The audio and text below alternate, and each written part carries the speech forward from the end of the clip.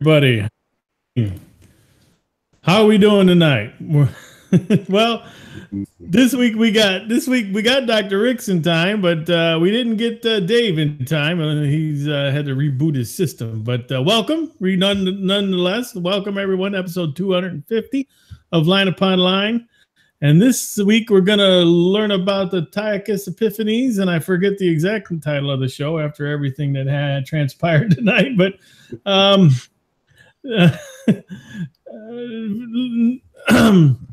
suffice it to say, we're going to talk about a lot about Daniel tonight. So, Dr. Ricks, I know you got a joke to bail me out. So, if you would do that, I would really appreciate it. Sometimes it reminds me of that story. When there's a machine, especially computers, don't let it know how much you need it at the moment. If you do, it might screw up. I mean, really, there's something to be said. Okay, this particular joke is called The Importance of Walking to the Elderly. Importance of walking to the elderly. They're literally short little jokes. The guy says, walking can add minutes to your life. This enables you at 85 years old to spend an additional 5 months nursing home at $7,000 a month.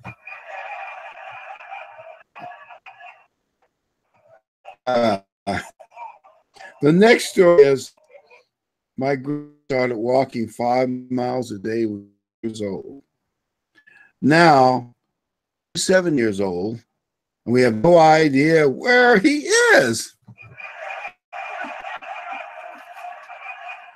Actually, I was going to start that with an H, but that might offend some people. So I said, better not. I like long walks, especially when they're taken by people who annoy me. Here's one. The only reason I like taking long walks so I can hear breathing again.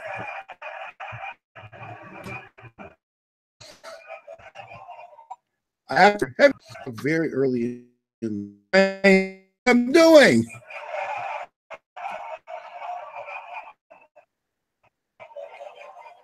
I joined a health club last month. I spent about $400 on special memberships. Apparently, you have to.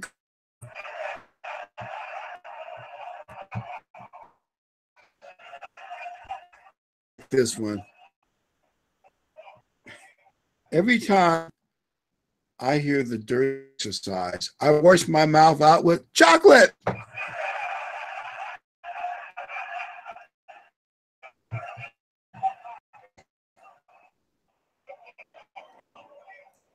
We all get heavier as we get older because there's a lot more information in our heads. At least that's my story, and I'm sticking to it.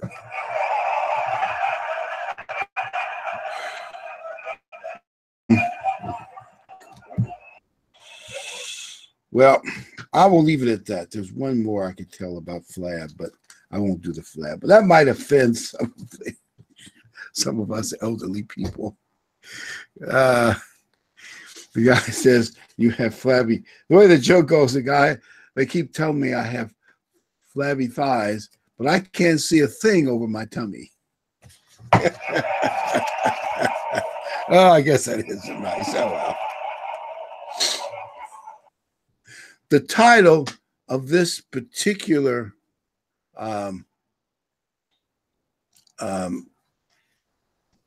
says, what can we learn from the earlier model of the beast, Antiochus Epiphanes? And what we know about prophecy, there's a type and anti-type. They're kind of models that prefigure the real thing. And actually, there's some even happen more than once. And so the more we understand the history and these models, the more we'll understand prophecy, and we'll be ready when the beast comes. We'll understand what's going on a lot better than most people. It doesn't help us do the right thing, not.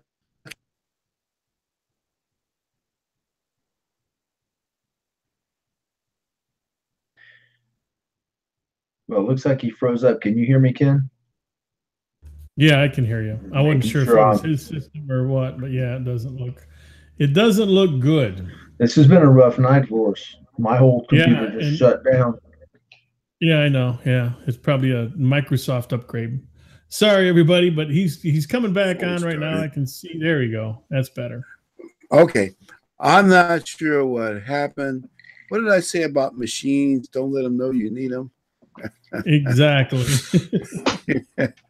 Well, I think what I was saying was the Bible is full of types, models, antitypes, models that tell you what the big one, the real thing is, but they're maybe a slightly smaller version. But the similarity, the more you understand the smaller version, the more you understand the big one. And I think the value of understanding the Bible prophecy will help motivate you more.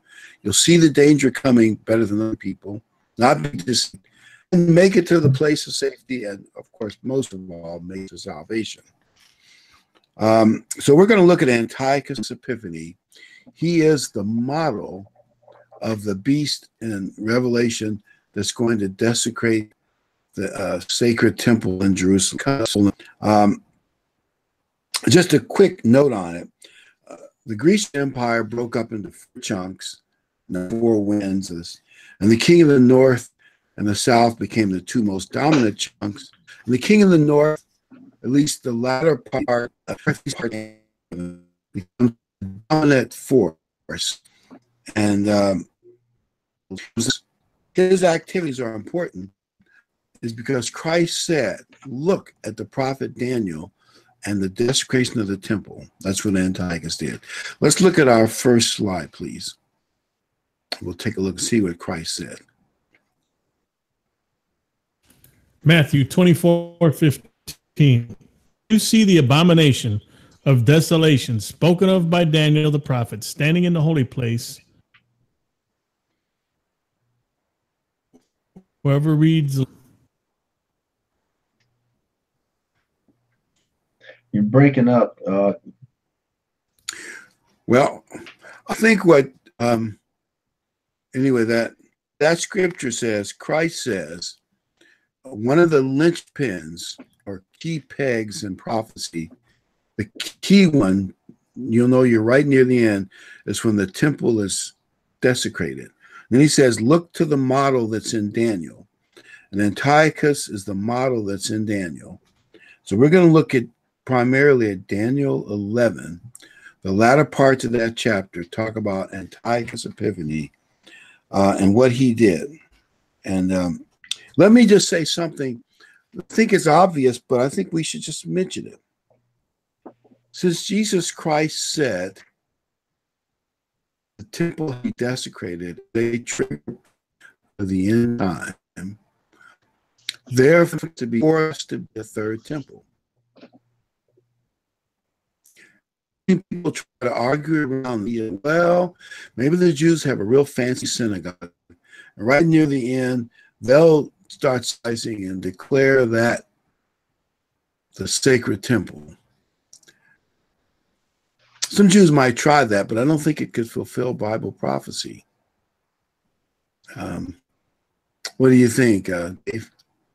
I don't know. I know that there will be a third temple. I'm reading a book right now, actually, about this. I think that it'll be easier to put the temple up because the place where the common belief that the temple is located today, it's looking like that's not where the temple was. That the actual temple was further down by the Gihon River. If that's the case and they decide to build a temple and they don't want to upset the Dome of the Rock and they start building the temple at this other location, which apparently is where the Hezekiah's temple and David's temple was in the city of David, there may be very little pushback from the Arabs or Palestinians on building that temple in that new location, which might make that temple get built much easier and much more opulent than what you may anticipate. Because what are considered the holy site now may not actually be the place of the original 2 temples. One thing is they'll have to convince a lot of world it's there because we haven't gotten to this part of our paper, but consider, why would the leader of Europe, leading what he considers the greatest Holy Roman Empire of all times, and he wants to be worshipped as God. He's got, by the way, if you look at the three major religions, they all put Jerusalem as a sacred site. So he's got to convince people this is the holy site, and that's where I ought to be. So it's got to be something important where all people are impressed with it. We shall see. But I do believe the third temple will be built. I know right now people say there's no way that could happen. But they said last year there's no way America would move its embassy to Jerusalem either. And that temple could happen if it built in an alternative spot in a different place. And there's a lot of evidence right now looking like that could be the deal. If they built it in a different place, nobody's going to be upset. Plus, the temple will be opulent. It will not. I had a fellow tell me, they can put 10 up in a day. I do not see he who wants to sit in the temple, proclaiming himself to be God, sitting in a big circus tent, sweating in the desert. It's got to be. One thing is for sure, it'll be unique, spectacular. It'll grab the world's attention, and the beast will say, "I've got to be crowned there at some point." So it's got to be special, and it will happen. Maybe the how and the when. I can kick around some theories. And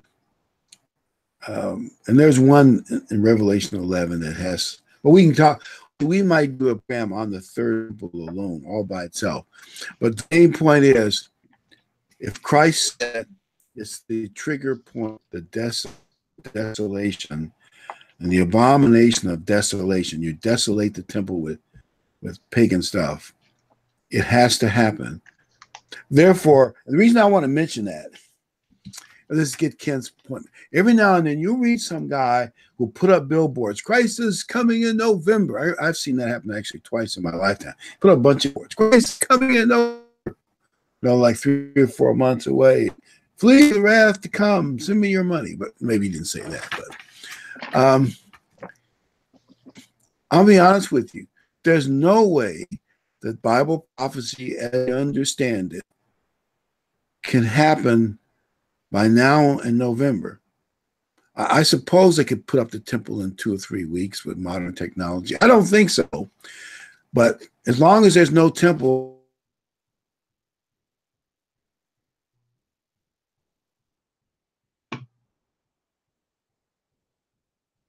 you can freeze up too. Hey, Ken. Both frozen. So is it us? Do we wait?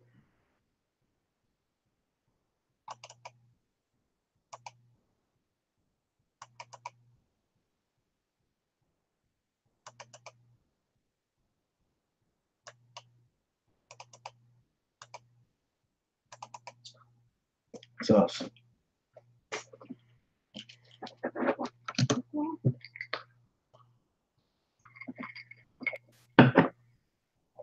Hold it. Are we back? It appears that we're back. At least I'm back. We had some serious network issues, and it looks like Dr. Ricks is coming back. So I had a fellow. Maybe we can keep going here. Don't everybody run off. We're gonna try it. I had a fellow notify me this time last year and said that the economy's going to crash September the 4th at 5:31 p.m. I mean, he had it to the minute, and there would be no feast. And I tried to talk with him, and a couple of weeks before the feast, he said, "Well, it's possible it won't crash, and we might possibly have this feast." I think what we need to keep our eye on is the long-term goal here, and not worry ourselves about those things, and just continue to please God, and God will take care of us.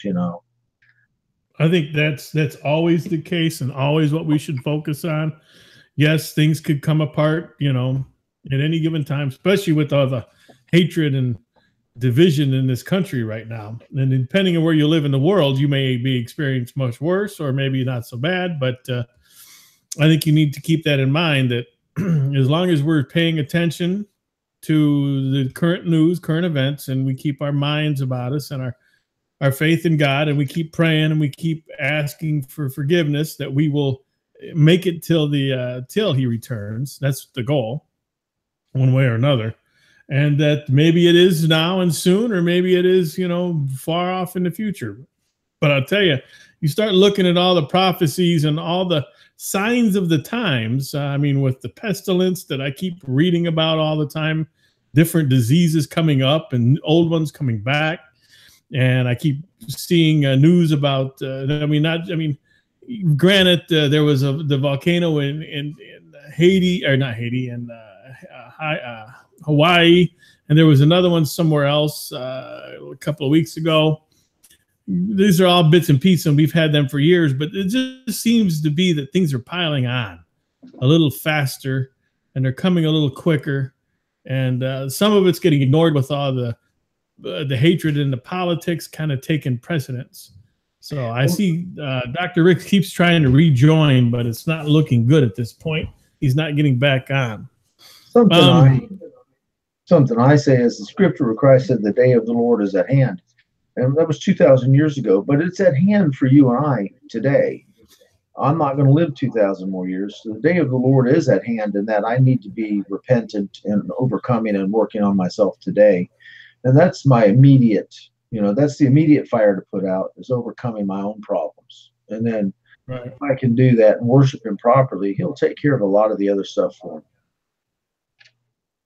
I guess we could, how many scriptures have we gone through? Because I missed a little bit too, because we haven't gone through many. I'm going to read Daniel 11:29.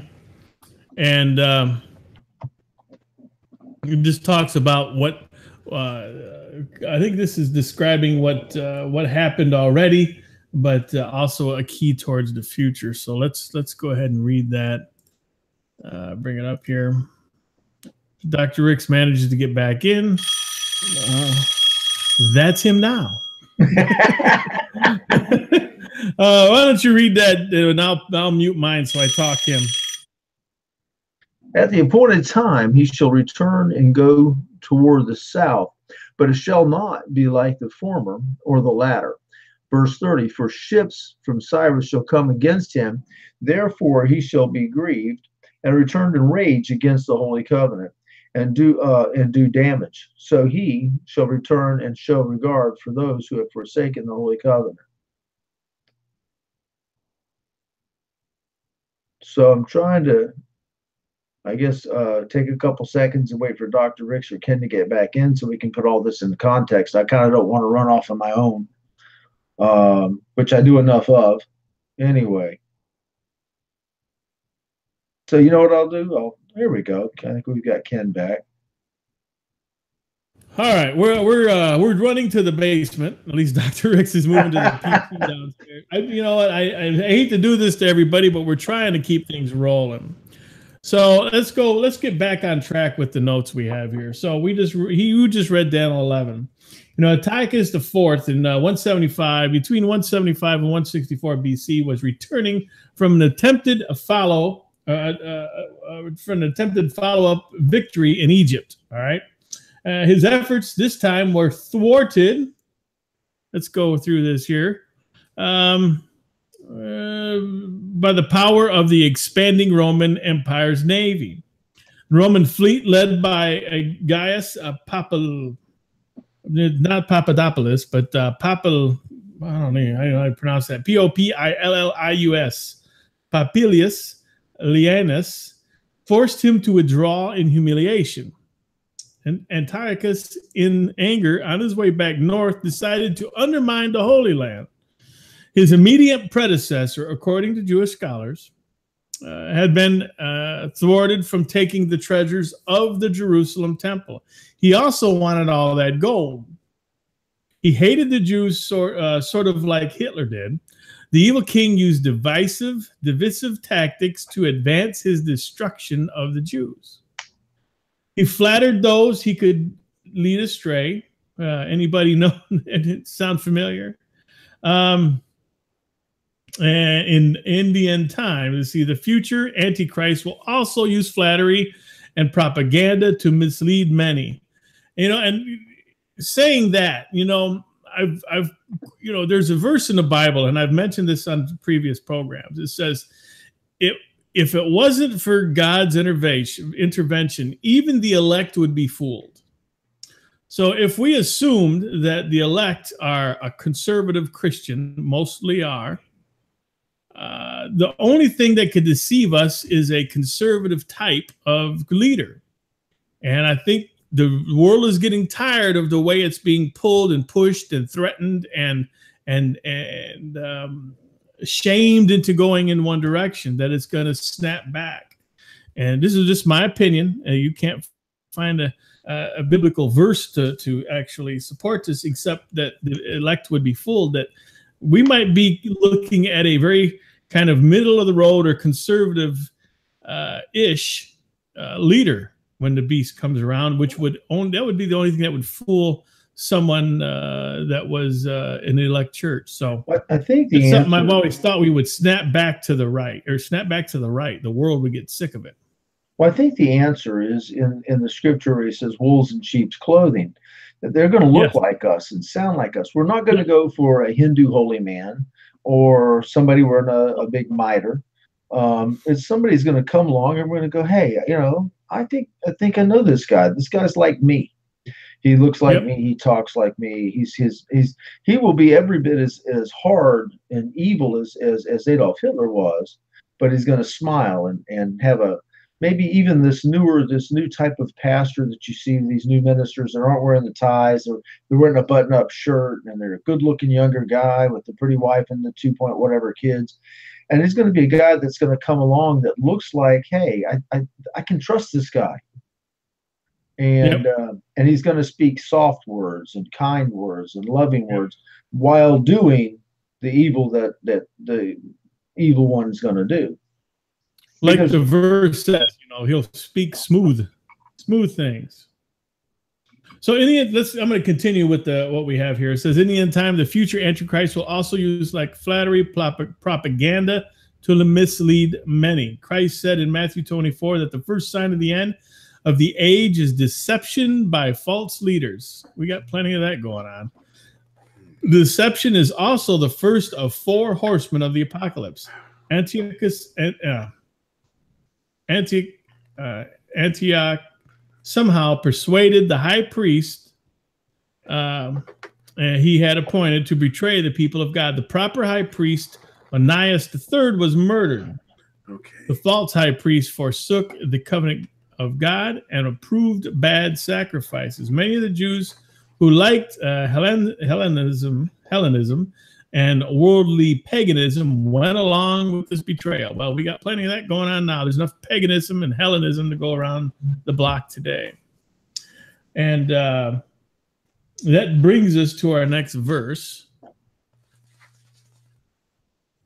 If I can get that to work.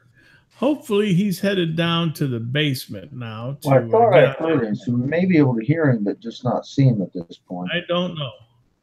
Here, we're going to go with Daniel 11:31. So if we look at Daniel 11:31, it says, and forces shall be mustered by him, and they shall defile the sanctuary fortress, and they shall take away the daily sacrifices and place there the abomination of desolation. Now, if you read that, it says they will take away the daily sacrifices, which, as we know, the daily sacrifices at some point are going to be restored, and place there the abomination of desolation. I don't see the daily sacrifices being restored without a temple, because these things, and that's all. And they'll build a sacrificial room. They'll have grooves in the floor, places to chain the animal, ways to control the animal so that he can be sacrificed, and it can be cleaned evenly and thoroughly in a very proper and an efficient way. And so it's not going to just be a tent with a table with, people chaining an animal to. I just don't see that. No. People have said it could be. It doesn't even have to be. People are thinking of speed, but they can put up something now quickly. And if you throw enough money and enough people at something, you can get it built really fast. And frankly, we have, laugh at me if you will, it's just a thought process. But we have a builder in America who's running our country right now.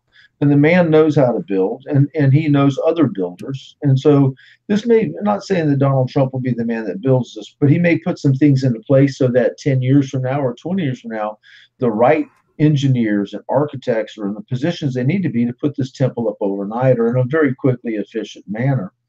And that will also be reverent to God, because I think it also has to have some reverence to God. And maybe built very similar to David's temple. Yep. And joining us now, deep from the bowels of the hidden below the surface somewhere in an undisclosed location, Dr. Ricks. Are we on, Dr. Ricks? Can you hear us? We'll wait for him to get set up. I don't know that he's set up yet, but we'll give him a minute. If you can't hear us, we can take a minute and poke fun at it. He cannot hear us, but I think I've seen his meter go up, so I can see that he can. I can hear him. Yes. So let's see. We just read Daniel 11:31. We're going to go. Let's see. Antiochus attacked Jerusalem and desecrated the temple of God. He would prefigure the actions of the beast as covered by Jesus. He abolished the daily sacrifices, like it said in the verse, and sacrifice pigs' blood on the sacred altar. That's what he did.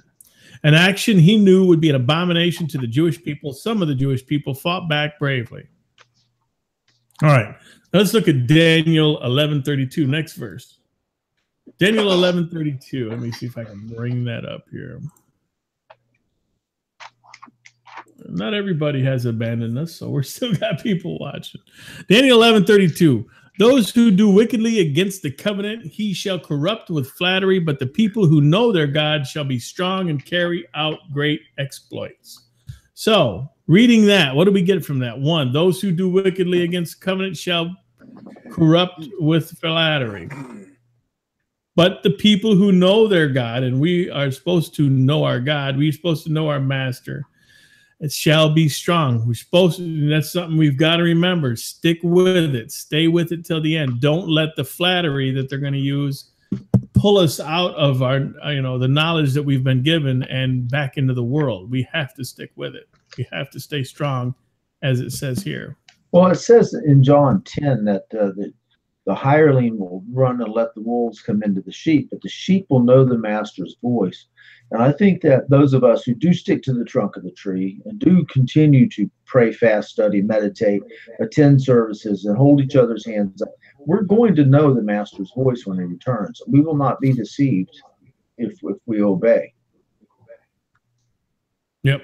Dr. Ricks, can you hear me? I can hear you. Can you hear me? Yes, you are good to go. Just so you know, we've just read Daniel 11:32.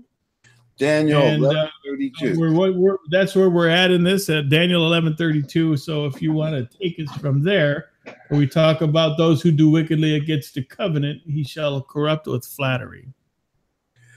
In a way, that's a key area. What may happen, what Antiochus did is he came into the Holy Land, and a large percentage of the Jews, maybe half, Hellenism was the modern thing of its day. Greek philosophy, little paganism. Actually, they did the Olympics in the nude. Anyway, a lot of sexuality. It was a more modern, kind of modern philosophical paganism, Hellenism. And a lot of they had forsaken the covenant. They didn't really want to be that religious. And the religious Jews, of course, still wanted to obey God. So you had kind of secular Jews and Jews who wanted to follow God. And I think Antiochus Epiphanes played those two sides against each other. But I was thinking, isn't something like that possibly going to happen in our day? Possibly. I just want to point out that the way they used to conduct, like you said, the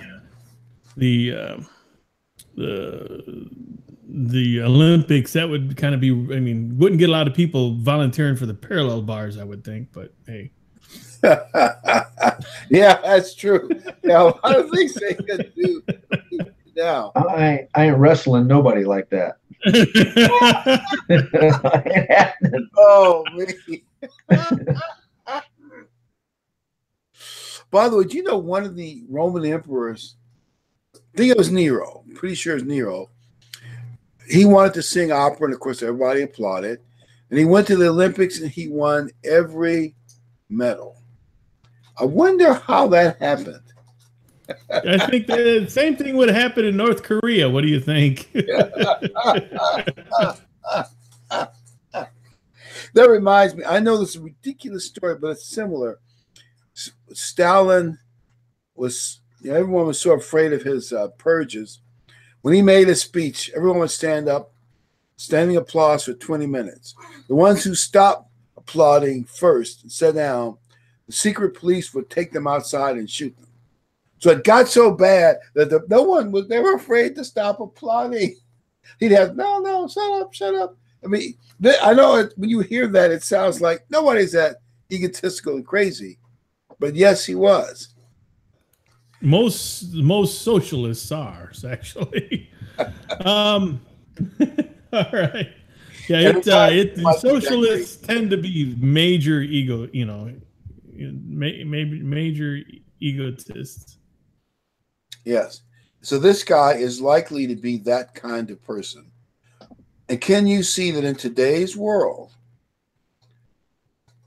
America, it's not quite that simple. Same in Israel is not quite that simple, but there's still a big divide between secular Americans and truly religious Americans who believe in the Bible.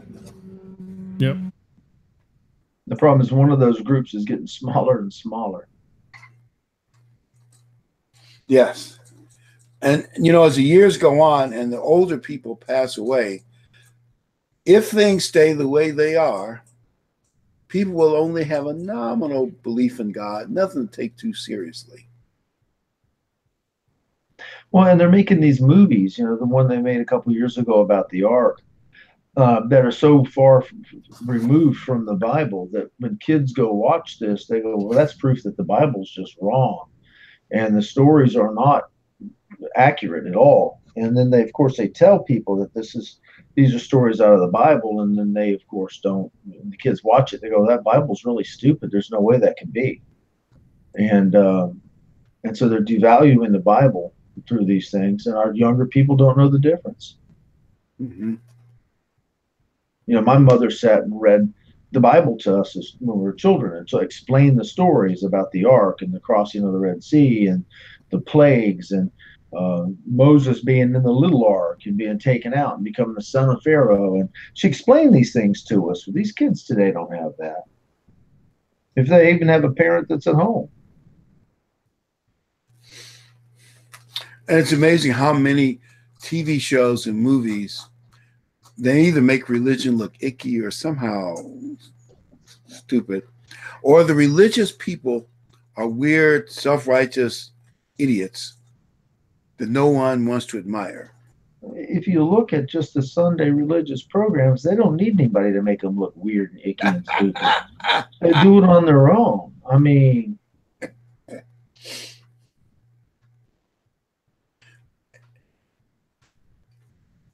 in a way, that's a very good strategy of the devil. The mistakes that Christians make and the mistakes that religiosity makes does, help discredit. When I say discredit God, I'm not saying God is being discredited, but the way the world sees it, people who believe in God often act in ways that people say, well, see, that discredits God. It's really people, but I can see how the other side could use it that way. A couple of years ago, I had a crew doing some remodeling on our home. And this young guy said, I've read the Bible 2,000 times. And I said, well, that's a lot. And he says, yeah, it's all a lie. And I said, what part's a lie? He says, that part says snakes talk. And I said, I don't know any part that says snakes talk. He goes, "Yep," says that snakes talk. And I said, "Okay." Well, I got up and went in the other room. And he later on, the owner of the company came to me and said, "I told him he needs to shut up when people are paying us." And I said, "Just ask him, did you read the part about lying?" Because it doesn't say snakes talk anywhere, but it does have a big bunch about you shouldn't lie. And the owner of the company laughed and said, "I'll straighten him out." But he has obviously has not read the Bible and does not understand what he's talking about. And there are things in there that are hard to understand, like it could be, by the way, one of the symbols of the devil when you study ancient is a serpent, a long, huge serpent with little arms. And well, actually, you can see that in the Chinese New Year stuff, but there are other places you can see it. Well, it could be that in the Garden of Eden there was a big, fat serpent with arms. Now God took his arms away, and I won't go into all that. Maybe some of that was metaphorical, but whatever form Satan took. Also, you could translate that whispering enchanter. Satan is very clever and subtle. We only have a brief description of most historical things. I'm sure Satan took a little while to work on Eve and then later Adam. Don't you think? Well, I do, and I think that we have a strong model today to help you understand how that works. It's called CNN. I mean, they will twist anything, man. They can twist anything. You know what amazed me? I was driving, well, wherever I was, I can't remember the details, but it was after that midnight thing where they made the deal in Korea, and the next day, I caught some of the news, not all of it. But what amazed me was there's very little positive. This is a great breakthrough. They would quote a couple senators. We got to see what's in the details. We're very suspicious of this. And I remember, I thought, wow, they're taking good news and they're making it sound pretty negative. Did anybody else notice that? Oh, yeah. Everything that comes out of their mouth. There is no good news. And even when they quoted, say, a senator who was kind of supportive, they only quoted parts of it that said, well, I like what I see, but then they left it like he's still very suspicious. I'm thinking, wow, this is good news. Nobody else. So my point is that subtle deception is what Antiochus Epiphanes and probably the people that he hired and worked did, and they undermined the Jewish culture. And I think the spiritual lesson might be for the Hellenistic Jews who were kind of backstabbed and double-crossed, but used. If you love this world too much, it's easier for you to be deceived. That's really interesting that you said that, because I was thinking today about all these Hollywood people who are going to come out and tell us what's best for us. And most of them have real no discernible skill. Some of them are getting paid for a skill that they don't even have because they don't act well. But they're going to tell us what we need to know and what's best for us, while doing everything they can to be part of the world. Because if you want to be a big time movie star, an actor, you want to be right dead in the middle of part of the world. So that's the last person I can trust. Of course, not understanding their Bible or anything else. And they might in their heart think they're really doing things, trying to make things better, but they're part of the world. Therefore, they're going to be deceived and not understand what others will understand. And I forget who it was, something the other day, they were like, well, you're uneducated. You don't have an advanced degree, so you have no ability to discuss anything politically or morally or anything with me because I have an advanced degree. But what does it have to do with simple morality of love your neighbor? Don't steal. You don't need an advanced degree to know how to love somebody. That is certainly true. Yeah, and I think academia is doing its part too. Like one lady told me this last week. Her daughter went to college and came back an atheist. The professors intentionally did that to her. Yep.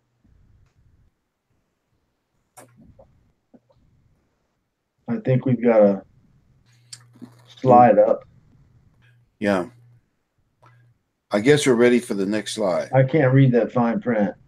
let me expand it a little bit. My glasses. 2 Thessalonians 2, verse 9. The coming of the lawless one is according to the working of Satan, with all power, signs, and lying wonders, and with all unrighteous deception among those who perish, because they did not receive the love of the truth, that they might be saved. And for this reason, God will send them strong delusion, that they should believe the lie, that they all may be condemned who did not believe the truth, but had pleasure in unrighteousness. You know, obviously we have to admit the devil is a big part of their deception, because he'll pull off some powerful stunts and make the false prophet and the beast look pretty good. But there's also another side of that, and that is that people don't want the truth anymore.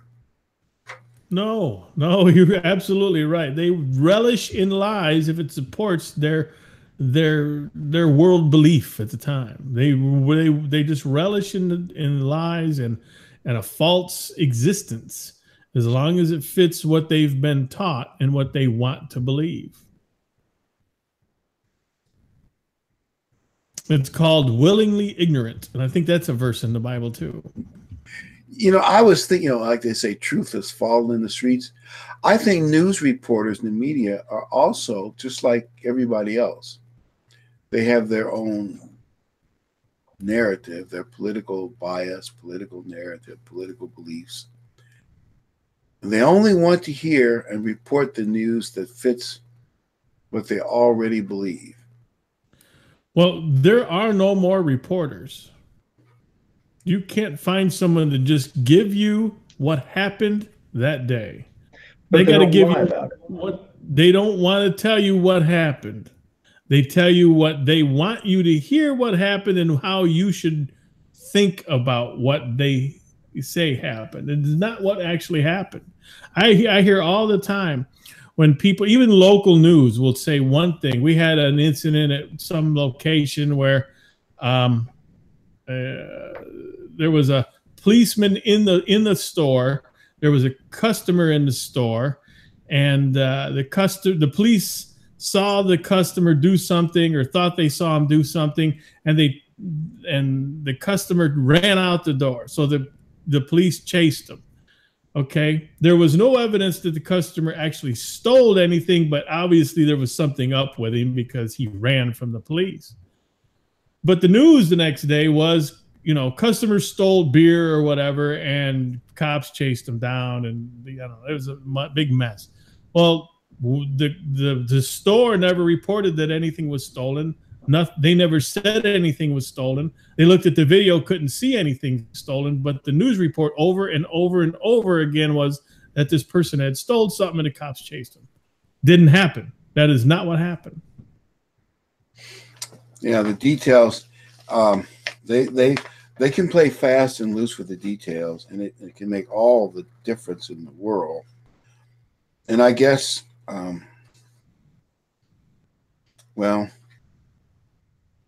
I guess we will see how this all. But we're living in a world of lies. So yep. People, if they don't want to, they want to believe the beast and the false prophet, they will believe it. And with a low Bible IQ, it'll be easy to deceive people as years go on. Don't you think, Ken? Oh, yeah, absolutely. I learned at an early age. Fortunately, I was very young. I was a teenager. I learned that the news media lies. There was an article in the local paper, and where I went to school, we had vocational agriculture, VOAG, FFA, Future Farmers, and I was involved in land judging. And what that is they dig a hole with a backhoe. You go in there, you see the different layers of dirt, and you analyze the dirt in, say, a field, and you tell them how the water's going to flow through it, the drainage and the kind of soil and all this stuff. And you'd say, hey, you can grow this here, it'd be good this, or you need to put in some more drainage. And it's called land judging. And the news article said that we tasted the soil, we did this with the soil, all kinds of crazy stuff. We didn't do any of it. We just observed it. Maybe you can smell a good rich soil, but nobody tastes the dirt. We didn't eat dirt we didn't have to evaluate what the land would be good for. They just straight up made it up. And I was young, and when I seen that, I like, wait a minute. Why aren't they just telling the truth? There's nothing wrong with that. But they didn't. They said they had to add to it. So I learned at a young age that they straight up lie. We don't have that in Florida, because you take a backhoe and you dig in Florida, you get nothing but sand, and it doesn't take very far. You got water coming up. Oh yeah. Well, so it's a little different. We have got no layers. We got no layers of nothing down here. You're floating on a barge of sand, right? It was crazy when I was a kid. I go and dig in the yard as boys do, and a foot or so in, it would just start filling up with water. Obviously, basements are unheard of, right? No, I don't have no basements down here. It's called a submarine.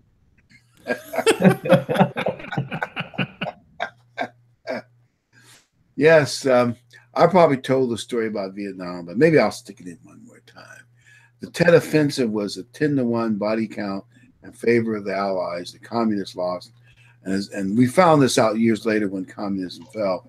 As they struggled back to North Korea with their army chewed to pieces, they said, we're going to have to make a deal with the Americans and South Vietnamese. But then they heard the American press. They turned the Tet Offensive into the greatest communist victory ever.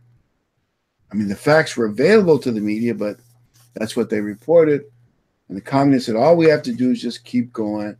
The Americans will have to leave, and we will, which of course basically is what happened. I'm not trying to oversimplify everything, but that's more or less what happened. So in other words, the lying media cost the war. And actually millions of people died in Indochina when the communists took over. But that's another sad tale. But our media takes the fault for that because they basically lied to the American people. And now those same people are politicians. Yeah. Yes, it's true. It's things have gone that way. So what I'm saying is the false prophet and the beast will deceive the vast majority of the world, and that'll leave them vulnerable to get God's plagues. And I just think it's going to be bad for them because of the things that they will be deceived into believing and doing. And that is maybe only, well, so you start setting dates, you kind of look silly. 5, 6, 7, 8, 9, 10 years away. It could be that close. Yeah, it could be. We'll just have to wait and see. Let's go up to our next slide. We're closing in on it. All right. Daniel 11:33. And they that understand among the people shall instruct many, yet they shall fall by the sword, and by flame, by captivity, by spoil, many days. Now when they shall fall, they shall be holpen with a little help, but many shall cleave to them with flatteries. By the way, let me also give a little bit of the background. The Jews who rallied to do the right thing, it's called the Maccabean revolt. And they, after a few years' struggle, they defeated the Greeks, Antiochus, and cleansed the temple and won a great victory. But there was some suffering, before they got to the point of that great victory. And also, they instructed many. We believe they had a great revival for God and the Jewish nation led by the Maccabees during that time when Antiochus was trying to destroy Judaism. He was desecrating the temple with pig's blood, possibly a statue of Olympus, one of the pagan gods. And so there was a great revival right at that point. Might Christians and maybe Messianic Jews lead people to a great revival right near the end time? You see, it does fit a possibility, doesn't it? Well, there has to be people at the end time who know the truth. So We what know there's else? 144,000 of them. What else would it be? I mean, they've got to be there. They got to know the truth. Everybody's not going to be deceived. So, and history does repeat itself. So, I mean, it would stand to reason we're going to have another Maccabean kind of thing. Another revival for the truth. What were you saying about the 144,000, Ken? Well, we know there'll be that group in the end time. That will be marked and saved out of all that comes down. So there has to be a reason for that, and they have to know. They're going to have to know, what's they're going to know what's going on as far as as far as being aware of what's going on, and because that's why they're sealed. And by the way, one of the things that the false prophet and the beast might do, because Antiochus did a little of this, he changed high priest. Actually, had one high priest, Onias the third, murdered. A lot of skullduggery, but he came in at some point as a man of peace. I know after all those wars, that's kind of hard to believe, but he came in as a man of peace. Exactly how his flatteries and lies worked, but apparently he got a lot of people thinking he was a man of peace. And as we said last week, Adolf Hitler won Time Magazine's Man of the Year 1939 award as a man of peace. When you hear that now, it sounds so funny, doesn't it? That's right before he unleashed World War II on the world. Tells you Time Magazine is. Oh yeah, New York Times too. I mean, they were a big supporter at one point of Hitler and Stalin. Yeah, it appears. I guess we can't know for sure because he didn't live to learn some of the bad things. But even the great FDR seemed to fall for Stalin's charm. I say that respectively, Uncle Joe. But whatever, a lot of the worst evil dictators come across at first as men of peace and charm until they get what they want. Then there's Bible scriptures that say they will, actually there's several, they will say peace, peace, then sudden war. So you can see how plotting and scheming, he could fulfill that and then turn and actually kill quite a few people. It got ugly. And we have to watch out for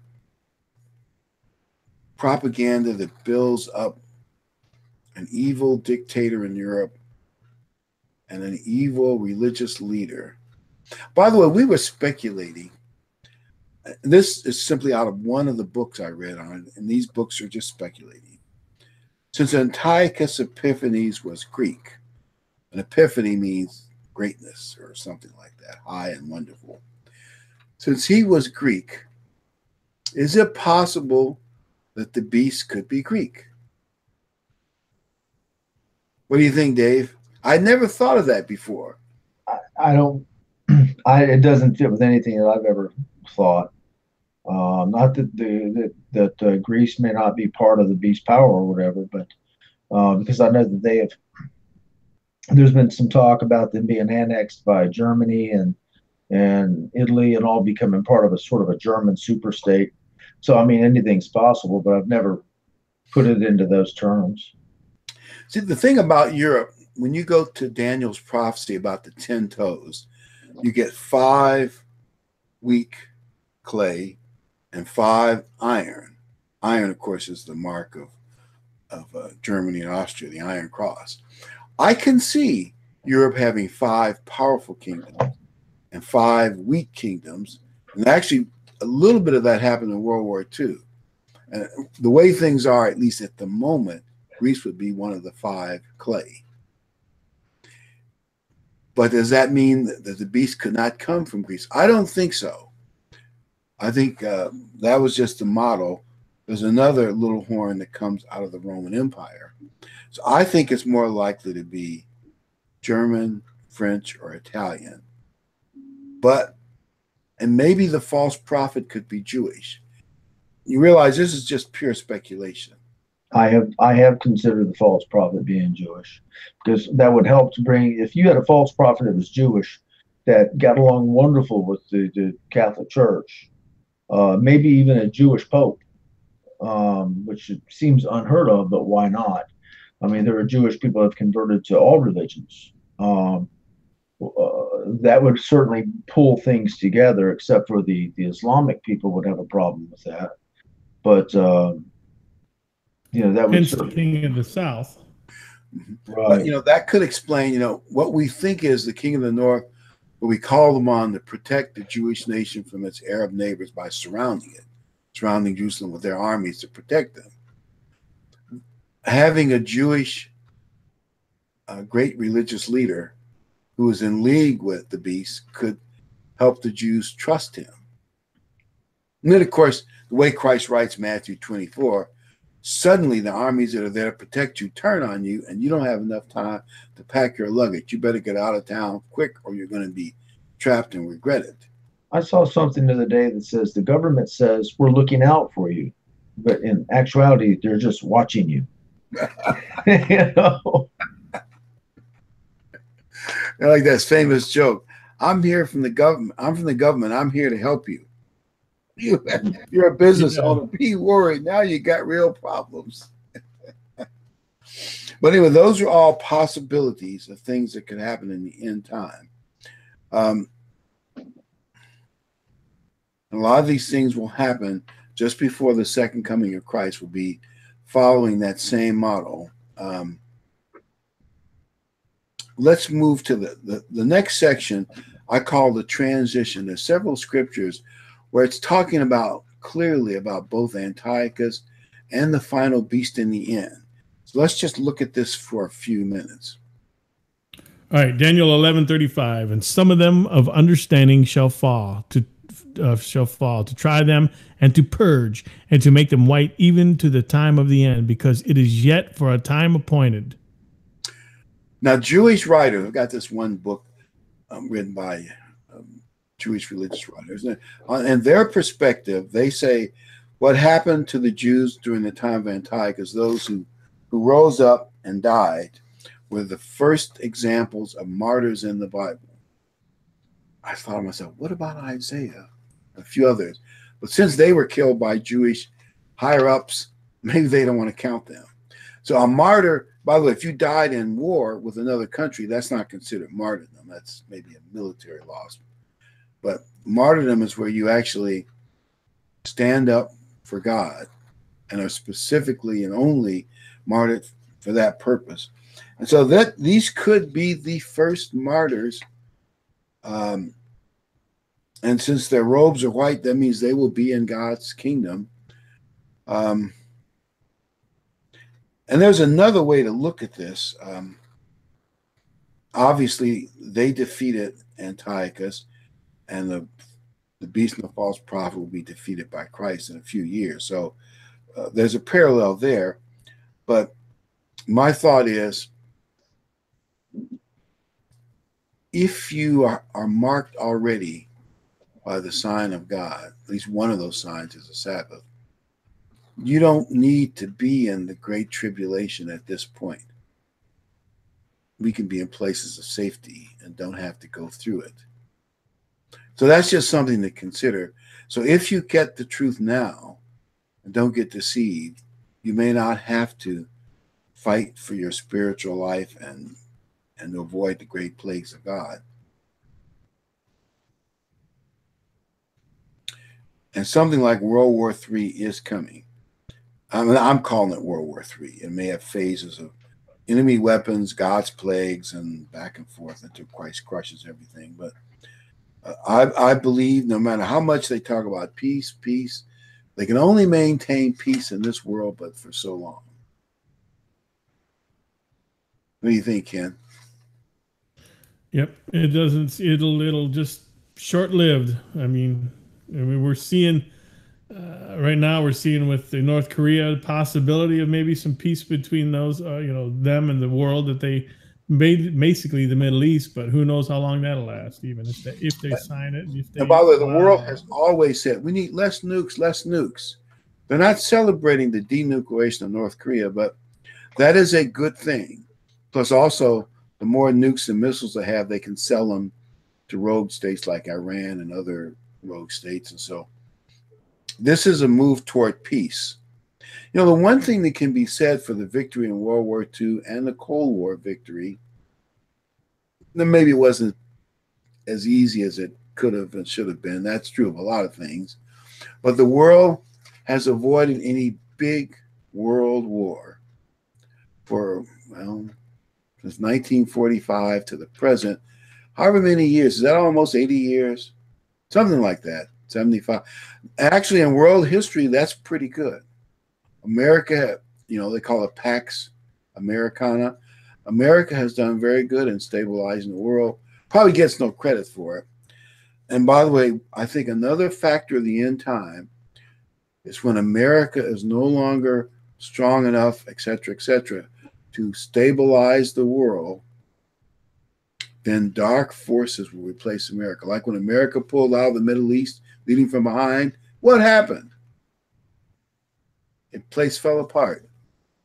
Yep. And I can see us easily, the way things are going right now, I can see us easily possibly get into some sort of civil war, some kind of internal struggle that would take us out of world affairs, at least as far as being powerful enough to influence them. Yeah, our government, America, with the stuff going on, our country is falling apart from internal squabbling and fighting.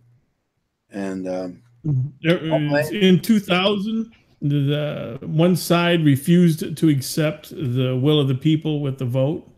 And then in 2016, the same side refused to accept the will of the people who they voted for president. So what's going to happen next time there's a presidential vote and it doesn't go their way and they don't accept it? I mean, it's just getting worse every time. Are they going to turn to the streets? I mean, are we going to have an internal struggle? Are we going to look at, you know, rocks and Molotov cocktails on a large scale throughout the country? Who knows? But every election we've had that doesn't go their way, they refuse acceptance.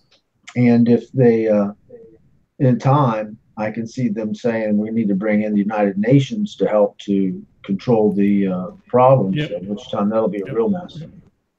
Oh, yeah, absolutely. Wouldn't it be Blue helmets start walking along the streets of this country, it's gonna not be pretty.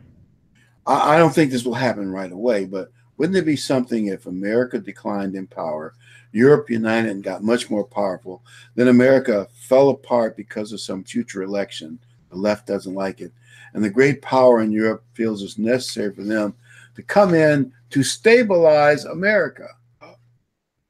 By the way, that's how the Roman Empire got to the Middle East. The Syrians and the Jews were squabbling and fighting back and forth. And Rome, you probably already touched the part where the Roman Navy stopped the king of the north.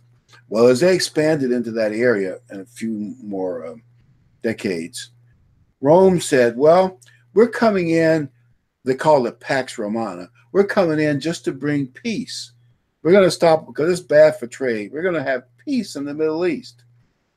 So, and then you saw what happened. After a little while, they went from being peacemaker to taking over. And that could happen in the future. Hopefully it won't, but it could. And I will read. Can you hear me, Dave? Yeah. I can hear you. Glad to be sure. Let's read Daniel 11:36. Okay. All right, Daniel 11:36, and the king shall do according to his will, and he shall exalt himself and magnify himself above every god, and shall speak marvelous things against the God of gods, and shall prosper till the indignation be accomplished, for that is determined shall be done. He should be very arrogant, I guess another way of putting it, blasphemous. Let's go to the next slide.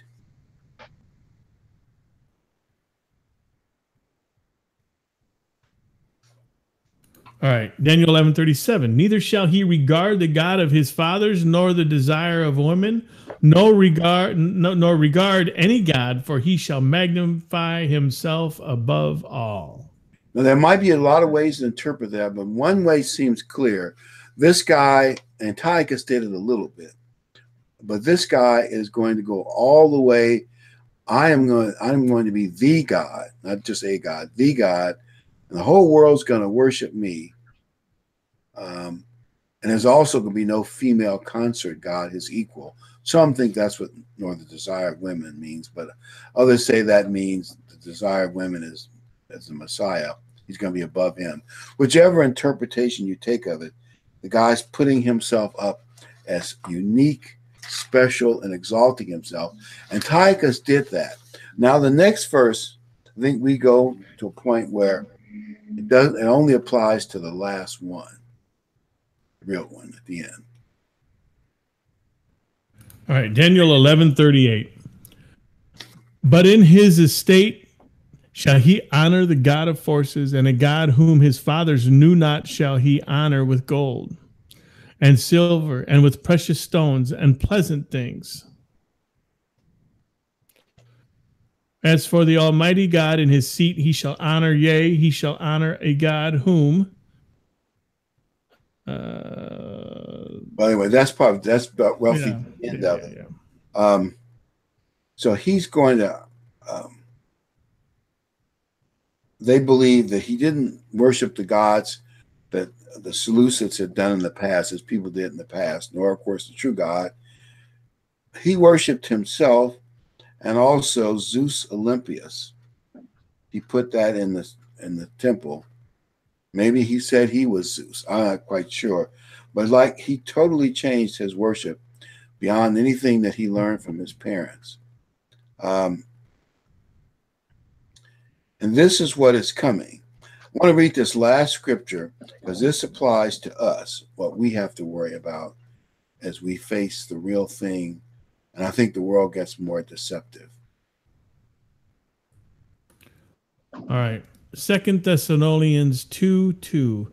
That ye may not soon shaken in mind or be troubled, neither by spirit, nor by word, nor by letter as from us, as that the day of Christ is at hand. Let no man deceive you by any means, for that day shall not come except there come a falling away first, and that man of sin be revealed, the son of perdition, who opposeth and exalteth himself above all that is called God, or that is worshipped, so that he as God sitteth in the temple of God, shewing himself that he is God. And God doesn't see it, but he's showing himself he's God. And Paul said, just like Daniel, let no man deceive you with regard to the end, because it could cost us our spiritual life and maybe the suffering of a lot of plagues as well, if you aren't in the right place and in the right mind at the right time.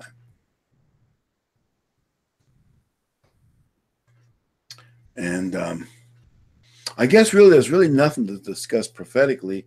America seems to be leading the world, well, at least with the Korea thing. And to me, that is a good sign that, well, at least it's good in this respect. The beast is not ready to stabilize the world yet. American leadership, which is more magnanimous and egalitarian, is still the main force in the world. Yeah, despite what the news is telling us, that things are going pretty good in this country and not too bad around the world, unless you look at places where there's natural disasters and volcanoes and such. But I mean, it's not going, I mean, other than also Africa, there's a lot of issues down there, but it doesn't seem to be as quite as, I don't know, you don't hear as much about it anyway, even if it is going on. You don't hear as much as we used to. But maybe that's... Go ahead. Remember, they said if we break the Iranian deal, it's going to be bloodshed and war. I heard, I think the president say, they think since Iran now has less money or credit, they've actually been pulling back from some of their expenses in the Yemen war. In other words, they're actually doing less fighting over there, not more. Well, that's a surprise, isn't it? You know, if you break that Iranian deal, the world will fall apart. Well, that hasn't happened yet. Well, basically, anything they say in the news, take the exact opposite of that, and that's what will happen. Because that is their record right now for the past, I don't know, quite a few years. So whatever they say is good is usually not. And whatever they say is bad usually is good. You can predict the future just by taking the opposite of whatever they say. Yeah. Well, I want to thank all of you gentlemen. I want to mention that we have Mark Armstrong coming to Tampa on the 28th of July. So I just want to keep that out there. Well, good luck, and I will pray that you all do very well. Us too. What hotel and what city? I mean, you said Tampa, sorry, but what hotel? Temple Terrace, actually, and it's going to be the Hilton Garden Inn in Temple Terrace. What time? You know what? Probably noon. Okay, all right. I have to get with everybody and make sure that's set, but we usually meet right at noon, so probably noon. Good. I'm glad you guys are going to get together down there. And also, I'm happy everybody stuck with us. We have most of our viewers stuck with us through the mess we had this evening. I don't know, Dr. Ricks, we may need to do something with that PC upstairs and get it. I think that's the problem. Understand. And it's newer than the one downstairs. Yeah, age has nothing to do with it. It's got more stuff going on, I think, in the background slowing you down. So we may have to take a look at that. But thanks again, everyone, for watching. This was episode 250. Just so everybody knows, we're real close to getting 30,000 views since we've been doing this. So I want to appreciate it. We've had some new subscribers, new likes on Facebook, subscribing on Facebook. I appreciate it. And we hope to see you all again here next week. And we get to go down south and see the brethren down there, which we haven't been able to do for a while. So it's a good Sabbath.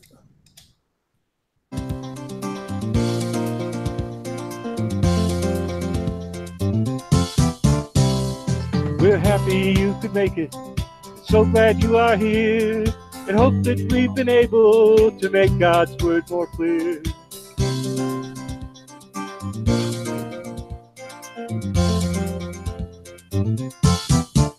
Until next time, may God be with you in everything you try. But for now, till next week, we have to say goodbye.